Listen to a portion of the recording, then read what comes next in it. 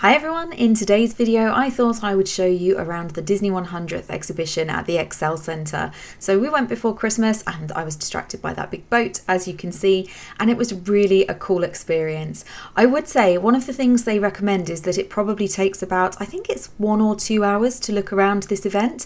However, we spent at least 3.5 up to 4 because from memory the parking at Excel is really restrictive. So here we are going into the exhibition. There's a welcome note from Bob Iger about the exhibition, which is really nice to see, and as you can see, Mickey. So there are various different little photo points you can take pictures. I really liked the setting that they had here with all the imagery of all the characters and some little notes on it as well, which is awesome as you're waiting to go through, because there's a video that you will see in a minute which welcomes you to the exhibition and tells you more about it. So here we've got Mickey, Goofy, Pluto, Donald. Love that about he can be wrinkled when he's sassy. It's just really cute. You can just imagine on the animators' drawings. And then this video actually told you a little bit more about what you were going to experience in the show and the exhibition, what, you know, some of the props, while it's counting you down again. It's my honor to welcome you to Disney 100. So as you can see, this exhibition is actually going to be travelling the world for 5 years, which I didn't realise, and it's going to be one part of it in North America and one part is travelling around the international world other than America. So I don't actually know, presumably there are different things in each of the Disney 100th, so I guess if you're from America watching this, you may not have any spoilers. I thought you might, but actually there's probably not much crossover, although I suppose there are a lot of things that are replicas of an original, so in those cases, yes, there probably are some things here that you will see again if you decide to go. So you walk into this room and this is really cool. It's very magical, this setting, having all of these, you know, gorgeous lights just surrounding you, was really beautiful. And bearing in mind I went before Christmas, so this was extremely magical and extremely Christmassy, and it just sets the mood. You know, for me Disney is so magical anyway, and I felt really nostalgic the entire way around this exhibition. It was brilliant. So actually just starting it off like this was very atmospheric. It was quite cool. You know, you can see the building is really interesting. This is the Excel Centre in London, so it's a really big space and it has all sorts of exhibitions like Collectomania type or Comic-Con type events. It also has beauty events as well throughout the year, so loads and loads of different stuff. And this is actually talking more about the Walt Disney Company and just setting the scene for what's to come. They're talking about characters becoming beloved friends, wondrous experiences, and I don't know what that is. Sorry, I can't read that. But yeah, talking about Walt Disney bringing it, and you've got these photos of him throughout his life, which, you know, pretty large in scale to me, which was quite cool. Again, just setting that tone, and things moved around the room, which you'll see in just a moment as well. So what we've got here is all of the different sections of the exhibition, and each of these posters that you can see, these are visible as you go through the exhibition to mark the difference. I've put in little formal chapter type things for this for you to navigate your way through, but it walks you through, so from where it all began, stories, interventions, I love that word, I've not heard of that before, and your Disney World, that's got some of the park attractions and things, the wonder of Disney, and then that, you know, this, we're really just getting started. It was all started by a mouse, but it really was all started by Walt himself. His philosophies became the foundation of the Walt Disney Company. They still inspire Disney's artists, filmmakers, Imagineers, and the storytellers of today. Oh boy! Oh, steady! Whoa! Hi, Mouseketeers! Well, here we go again, so hang on. Anything goes. You ready? And let the show begin!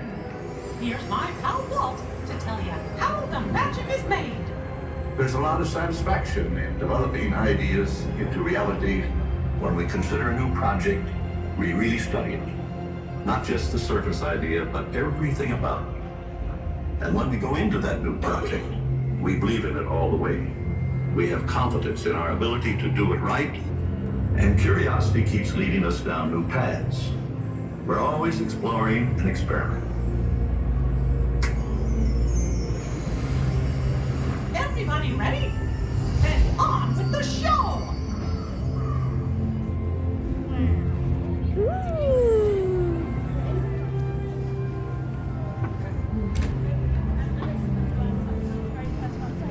So here we are entering the where it all started, and as you can see, you know, you're going in all in one group, and so things get a little bit crowded at that point. It's a bit of a choke point, but it soon empties out.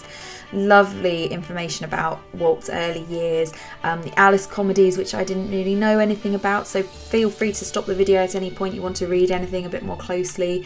All of these posters, and most of these items here were replicas of the original, and they did have, you know, original items throughout as well. I'd be really interested actually if anyone does go to the Disney 100th in America, and if you happen to watch this video, I'd love to know if there are significant differences in what's there.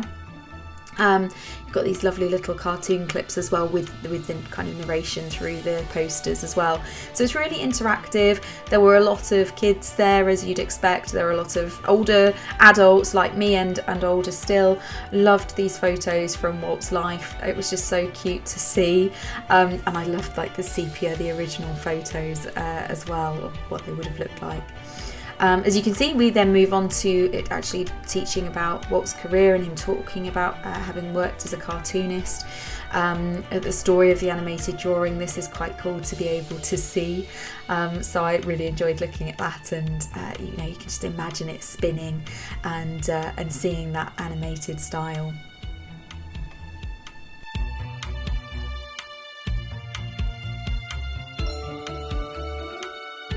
Zootropes are absolutely fascinating. If you have been to Disneyland Paris, and I should have put that on my video about the unexpected things to do.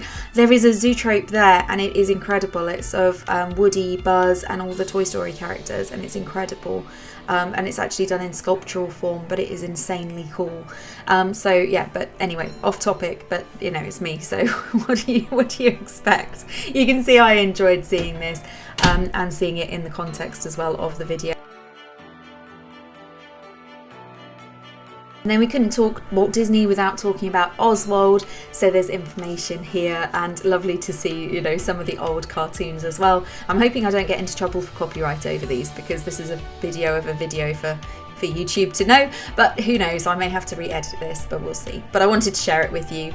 And then you've got all of these related memorabilia as well, so that there really is loads of different stuff around the exhibition, and lots of different styles of things to look at and interact with, which is really nice. You can see this is the stencil set manufactured in 1928. That's a reproduction, but it does tell you very clearly on the way around what is and is not a reproduction.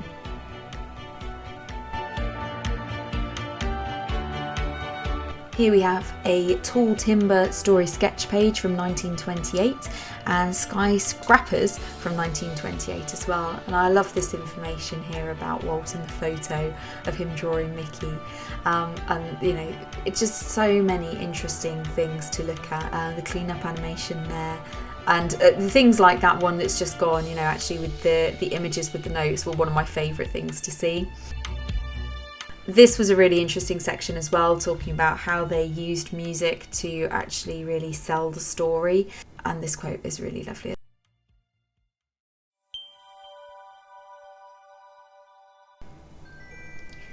This section is probably one of the ones where you will spend the most time, because there are storyboards, there are prop books, which I'm so excited about. There are actually 2 books that you can see in this section, the Snow White and the Seven Dwarfs one, and the Cinderella one, both of which you will see.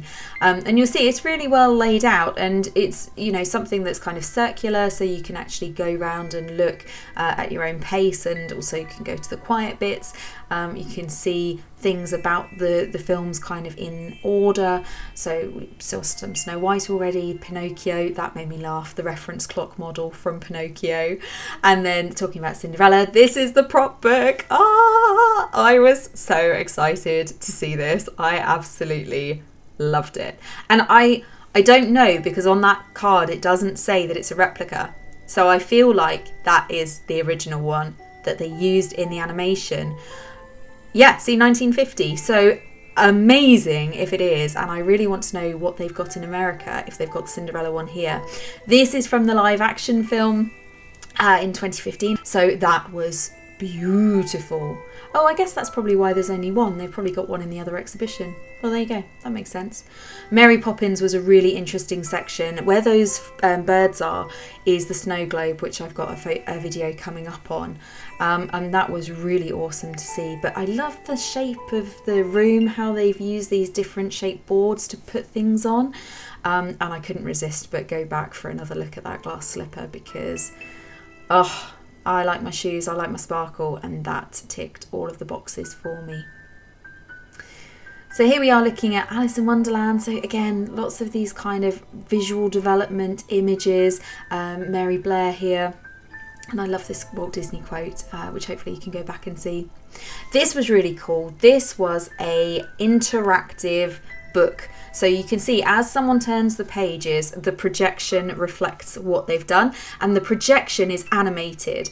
So you get things like little birds moving, like you can see the butterfly moving. So obviously that's not happening on the physical book, but it's happening on the virtual one. So if you've got little ones with you, they'll probably love this because it's very, very cool. And it goes the whole way through the story. So I'm in my 30s and I thoroughly enjoyed seeing this, even though Maleficent the dragon moved there as well, and all the birds and the dress changing colour. Really cool, really, really fun.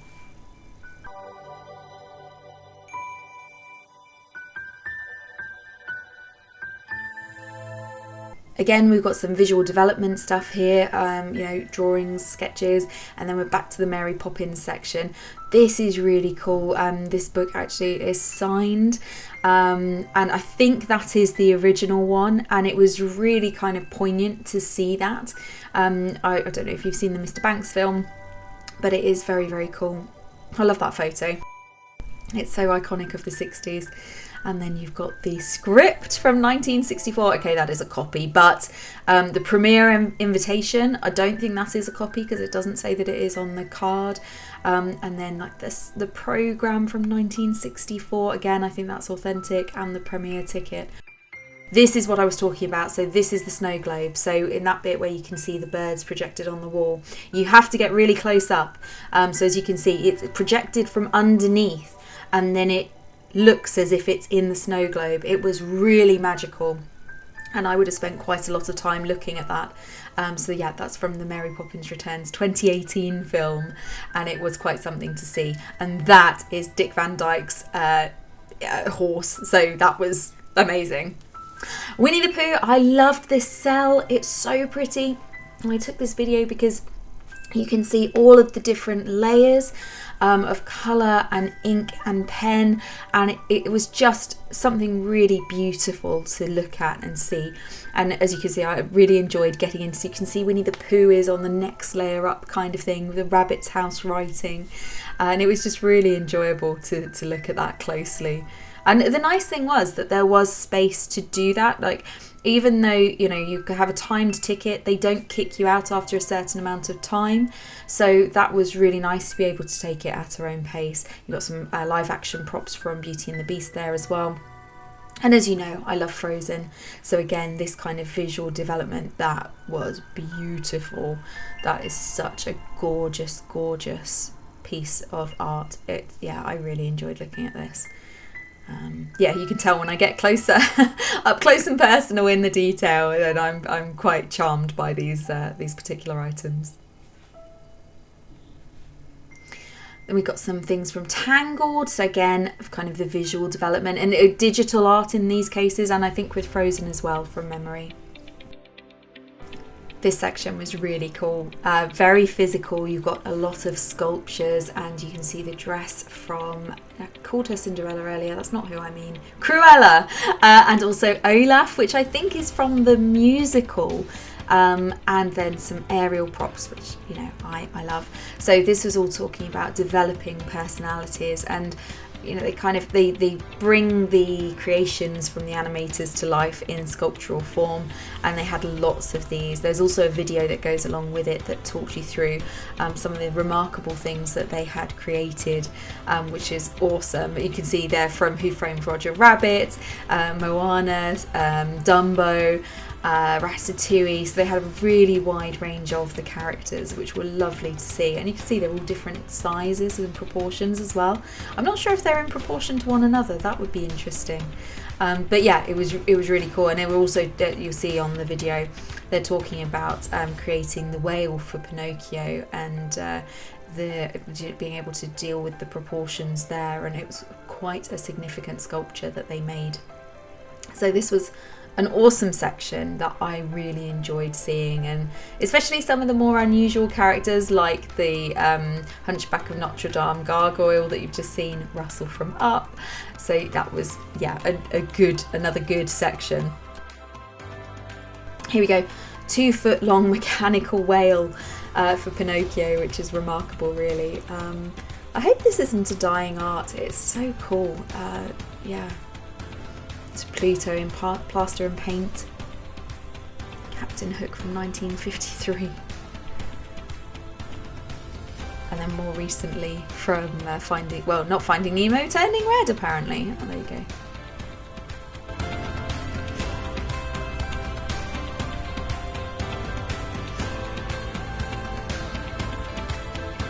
Beast is cool, he's very detailed.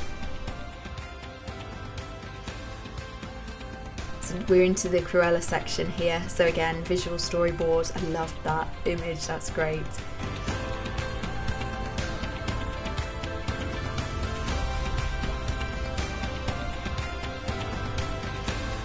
So this Olaf is pretty big.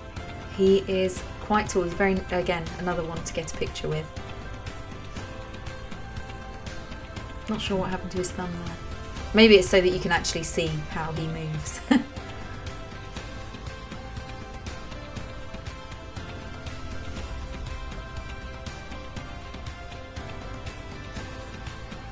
So this section is all about the Little Mermaid. I loved that production note image, it's just gorgeous. Rough animation there, and discussion of Alan with Jodie Benson. We've got some props from the most recent film as well. And again, those appear to be original. And then this is actually from a different version of the Little Mermaid, not the most recent one. But yeah, really lovely to see all the detail in the costume.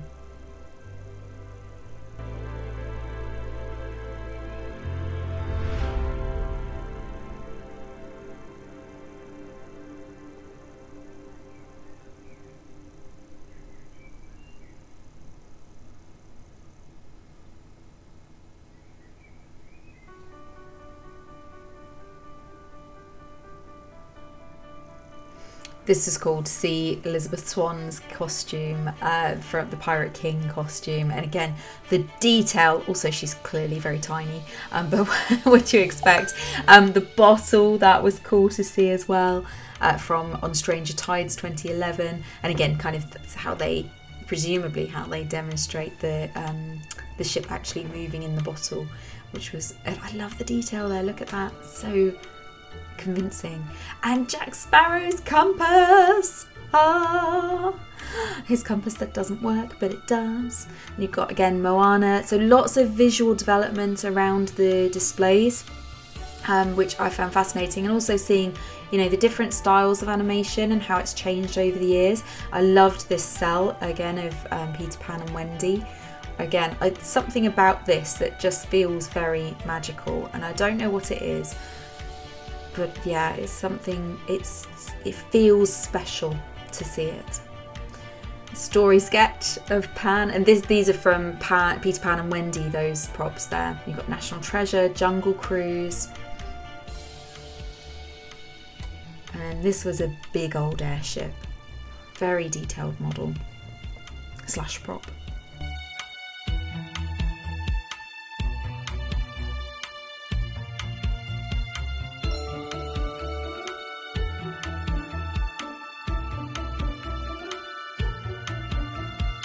Star Wars. So these are Han Solo's dice from 2017 and the pork puppet. Oh, he was so cute.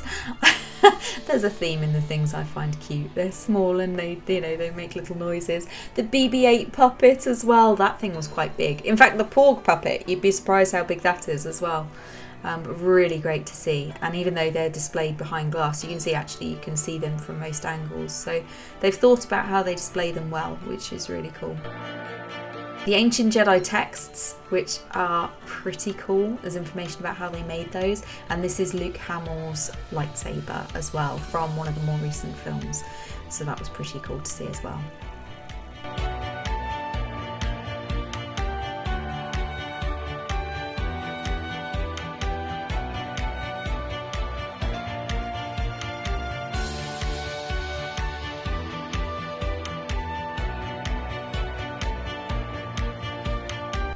You guys know I'm a Marvel girl, so that is Black Widow's costume, and these helmets were really cool. I did enjoy seeing these. Yeah, and that is the closest I will ever get to Chris Evans, I suspect, is his shield and helmet. So I spent some time taking this in because, as you know, he's one of my favourites, and yeah, it was really cool to see this.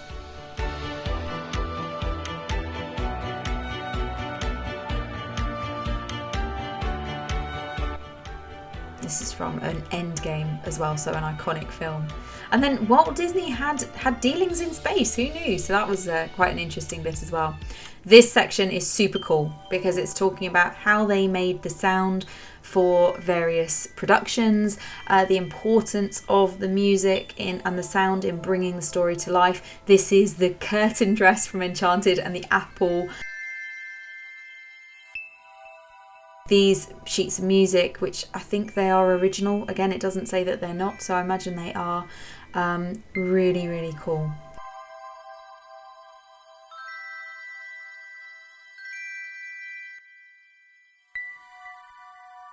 Love that of Donald. The three Caballeros.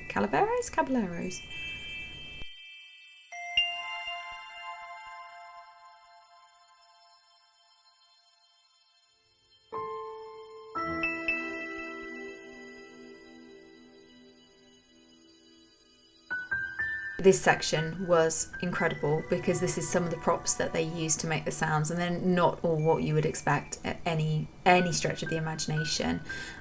So the chimes, which were the sound effect for Peter Pan for Tinkerbell, the wallets for Snow White and the Seven Dwarfs, the whistle for Steamboat Willie.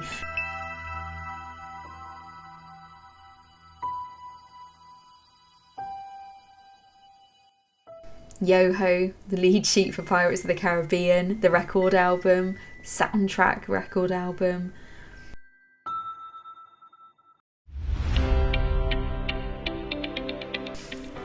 This section I think is one that people kind of whiz through, but actually this is about Walt Disney's engagement with the world around him, and actually the fact that he did some incredible things in real documentaries. He won an Academy Award. So he really cared, and this was a really interesting section. So don't give yourself time to go through all of the different sections. Don't underestimate how long it may take you if you want to look really closely at what there is.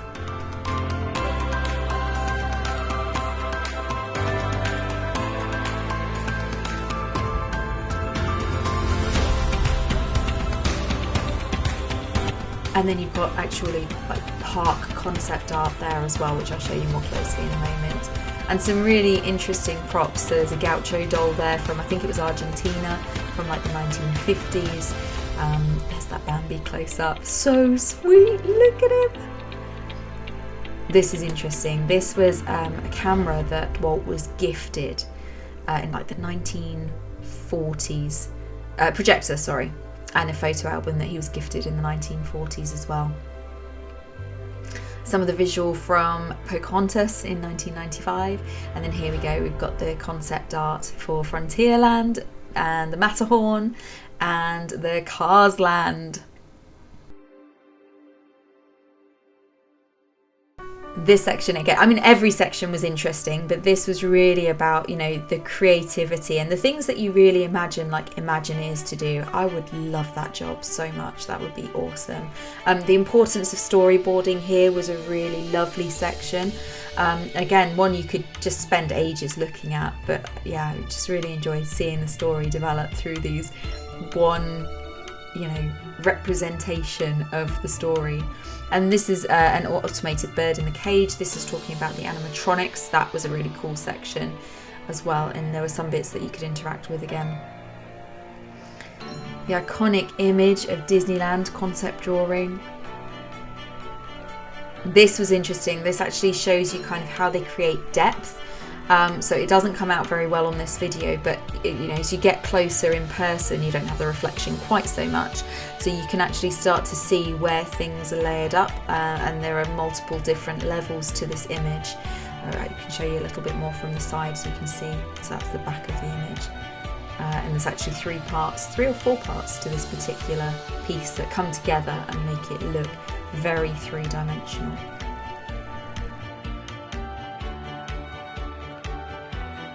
This was cool. So you're actually, Rocky is just on the screen, but he picks up on your movements, your expressions more than your movements, because you can see I lifted my hands up and he didn't. But yeah, I'm pulling all the faces at him, but I couldn't show you both my face and his, so I focused on his. This section is where we get into the props from the park, the attraction vehicles as well. So again, a lovely section to see. You've got Jiminy Cricket and Tinkerbell there. You've got one of the Small World characters. You've got the model over there of the castle, which is really cool. And then one of the teacups, a Pan's Flight, and I'm not sure what the car's from actually.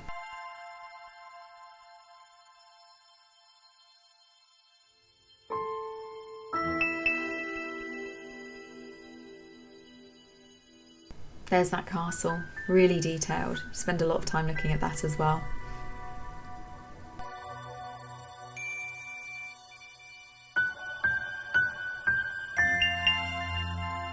So this section has some props from throughout the ages, so it breaks it down. You can see 50s and 60s. Another prop book there, you might have missed that, but that was the Sword and Stone. And look! The Isle of Naboom Boom, Bedknobs and Broomsticks. That was really cool. And that is the prop, the actual prop. We've got some stuff from Home Improvement, so we're getting onto the 90s and the noughties here as well. Stuff from Lost. And then this section was one of the most magical of all, actually. And as you can see, it was just really beautiful and immersive and relaxing. I could have sat in there all day quite happily. And I won't say any more on it because I want you to experience it.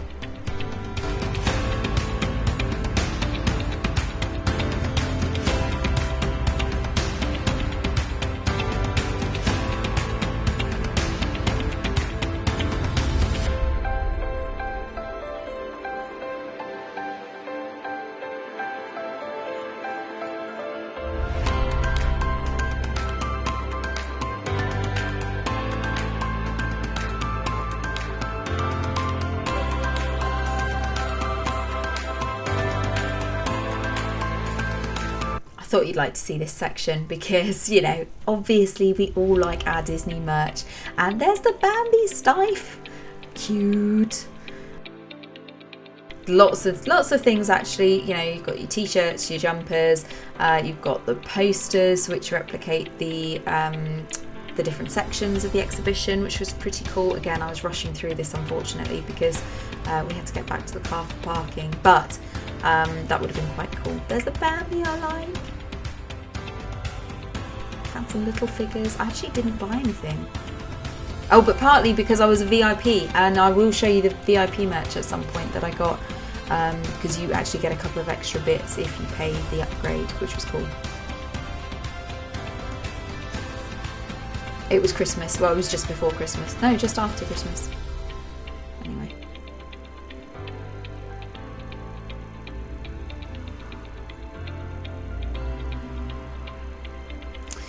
So I hope you enjoyed this tour around the Disney 100th exhibition. I hope it gives you a flavour if you're not going to be able to get to go, or a reminder if you have already been. Let me know what you think in the comments, and thanks so much for joining me. Until next time, take care and bye for now.